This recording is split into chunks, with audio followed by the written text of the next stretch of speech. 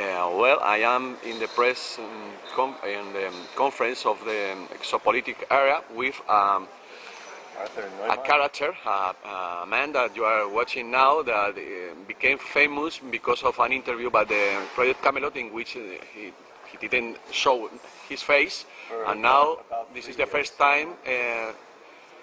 What's your name, please? My name is Arthur Neumann. It's a German last name, Neumann. You worked for 30 years in the research area, in very critical area. Manufacturing, logistics, pretty much every area of government and government contracting, but mostly government. I've held top secret Q clearance for at Livermore Labs, Lawrence Livermore Labs. I've held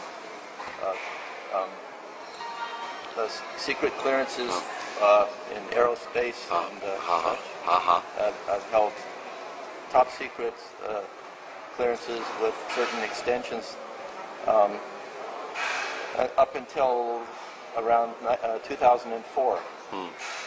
Working at other agencies, with other agencies. Can you say which is your specialty? My specialty is a very general, with a wide spectrum of technologies,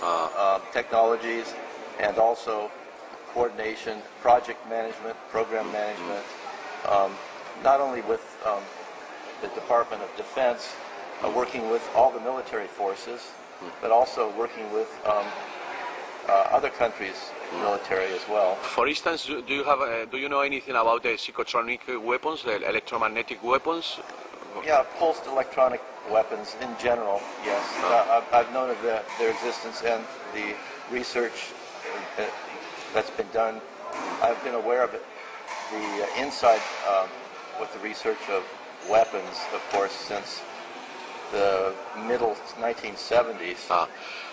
Can you tell us which kind of weapons they have developed, and which are the uses of these weapons? There's so many weapons. Yeah. There was a microwave bomb, the neutron bomb, of course,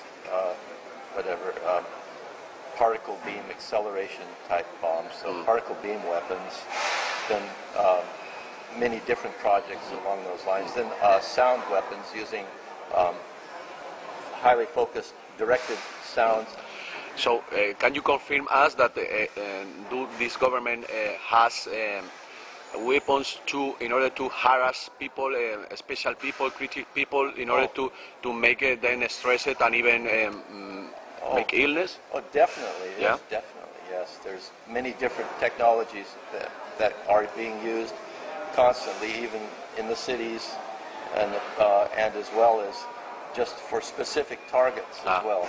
So. This black helicopter that many researchers told us about, that is ruling above their homes, can you confirm that could be used in this area? I don't know who's what are you talking about? There are several people, researchers. For many years, black helicopters. Yes. Some of them are black helicopters, and some of them look like helicopters, but they're not helicopters. So what are they? They're just. I don't know the details on those helicopters. I just know that some of them are just. What do you call it? Kind of cloaked to look like helicopters, but that was years ago, so I don't know what's happening. What's that in fact? Surveillance. Surveillance. Okay. So. Surveillance and maybe possibly some abduction type work, but not by aliens. So you, the scientists that worked in these classified programs, are you conscious of the people who work with you? Are you conscious that you are working for the bad people, or you just do their job and you forget the use of this work they are going to do? There are good people working and there are bad people working inside, and there are people who have families that they want to take care of, and so they're trapped in the job because otherwise they have no job.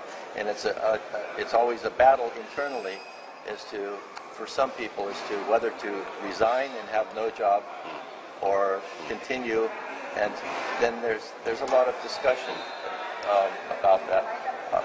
My intention from the very beginning has been, from the beginning when I was a child, has been to go inside and then learn and then move on and go inside again and learn and move on to another position in different places. So I've never been in one place. The maximum time I've worked for one place was maybe at most 3 or 4 years. 4 years. And then I moved to another job. But I didn't apply for most of these jobs. I never applied or looked for the job. They just telephoned me at random and find me. So, can you describe as the way it works, this mechanism of classifying